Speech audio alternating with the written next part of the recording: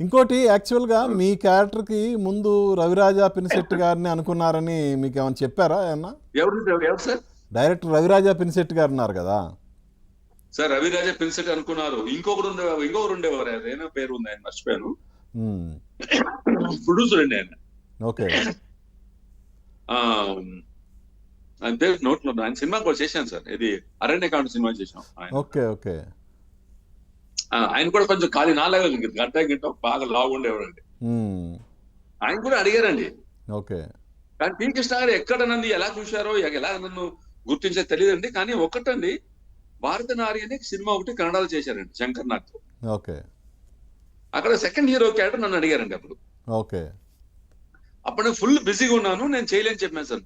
KCR movies వాళ్ళది నేను హ్మ్. చేయలేని చెప్పానండి. చెప్తే అదే కాదండి మరి అంటే అప్పుడు టి కృష్ణ గారు నాదేదో ఒక సినిమా చూశారంట అక్కడ, కన్నడ సినిమా ఓకే. చూసి ఆయన ఫిక్స్ అయిపోయాడండి. మనకి చరణ్ రాజే కావాలి, నాకు ఇంకెవరు అవుతుంది. హ్మ్. అదేమో నేను చేసిన పుణ్యం అదేమో తెలియదు సార్. నాకు ఆ జన్మలో ఏం మంచిది చేశాను తెలీదు. కానీ టి కృష్ణ గారు అంటే ఒక డైరెక్టర్ చేతితో నేను అక్కడ తెలుగు ఇండస్ట్రీ రావటం, రామోజీరావు గారు ఒక బ్యానర్ లో, విశాఖ మూవీస్ లో, అండ్ ఈ రోజు ఆంధ్ర ప్రజలందరూ నాకు ఇప్పుడు కూడా నాకు ప్రతిఘటన వస్తే నైట్ 12 ఫోన్ చేస్తారు సార్ నాకు. ఓహ్! భయ్యా ఓకే. నీ సినిమా చూస్తున్నాం భయ్యా అని హ్మ్. అంటారండి. సో ఇది ఒక నిజంగా ఒక గాడ్ గిఫ్ట్ అండి. యాహ్!